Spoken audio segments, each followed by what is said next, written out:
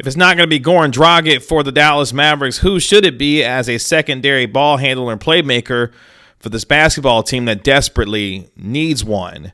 This is the Gray Area right here on Kevin Gray Sports. My name is Kevin Gray. You can find me on Twitter, Facebook, and Instagram at Kevin Gray Sports. Be sure to hit that subscribe button right there for all things Kevin Gray Sports here on YouTube. You can catch me on your home of the Dallas Cowboys and Texas Rangers, 105.3 The Fan. It appears the Dallas Mavericks may be holding off on trying to attempt to get Goran Dragic.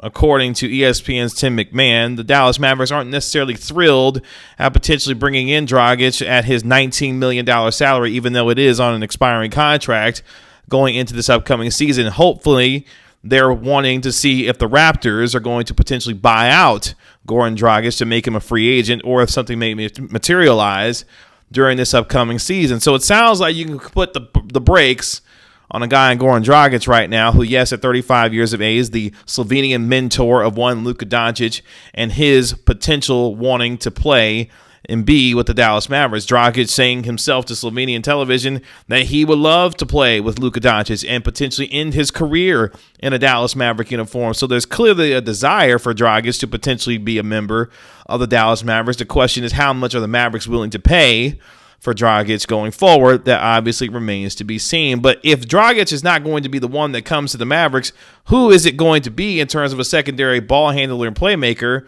that could potentially help this team? Is it Dennis Schroder, a guy who just a couple of seasons ago during the 2019-2020 season finished second in Sixth Man of the Year voting? We know that he can be a mid-range assassin and a guy who at his peak is a pretty good ball handler and playmaker. At his worst, he can be a borderline ball stopper. Mark Stein, longtime NBA insider, says the Mavericks may not necessarily be in the Dennis Schroder search party right now when it comes to potentially trying to get his services. So the former Los Angeles Laker and Oklahoma City Thunder, among other teams, may not be necessarily on the Mavericks' radar. But what they do have to do is find someone in the immediate who can be a secondary ball handler and playmaker, especially right now when you're a team that, yes, is carrying 5 centers on it right now. So you've got to find, yes, you have the size on this team, but more importantly, you did sign Reggie Bullock, you signed Sterling Brown, a couple of 3-and-D guys who can shoot the basketball, in Reggie Bullock's case, a guy who can stay on the floor and not be played off the floor because he is a pretty good defender and can shoot the ball well from the three-point line. That much we know. But in order to take some of the offensive pressure off of Luka Doncic, you've got to be able to find yourself signing a guy who could potentially make plays on his own and shoot the basketball to give some secondary playmaking and ball handling responsibility. Here comes maybe a Reggie Jackson, a guy who is 6'2" but a 7-foot wingspan, a guy, at least in the last couple of seasons, has really started to play well and shoot the ball from the three-point line. His three-point percentage rose to 35.4% during the last 4 years. And over the last 2, he's shooting it at a near 42% clip. And you saw what he did to the Dallas Mavericks in these NBA playoffs in that first round series, where he was a huge difference maker for the Los Angeles Clippers. Maybe Reggie Jackson is a guy that you could potentially see as a guy that could help, and especially on a cheap contract, a guy, look, the market is dried up when you start looking at what's out there in terms of salary cap dollars for teams trying to sign guys. Maybe you bring in Reggie Jackson on a 1-year veteran minimum to see what you could potentially do and continue to build what you saw from him last year.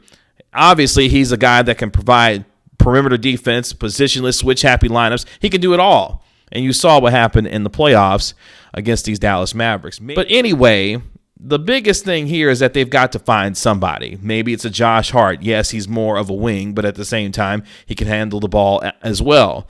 There is many opportunities for this Mavericks team, or they should have had more opportunities to try and find a ball handler and secondary playmaker, but they chose to go a different route. And obviously, that's not something that Mavericks fans are necessarily excited about.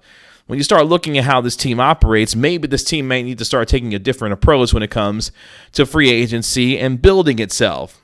What's interesting, though, is that they're not going to be in a position going forward for the next several years because of how good Luka Doncic is, especially now that he's about to sign his 5-year, $201.5 million max extension, to really acquire the kinds of assets that you can allow yourself to build through the draft, because your draft picks aren't necessarily going to be great.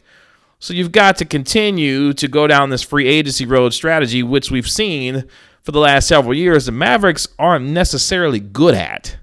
And that is a major problem because when you're a team that last year obviously continues to build itself toward an eventual playoff series win, you've got to be able to surround yourself with players that are eventually going to get you to the Western Conference Finals and the NBA Finals.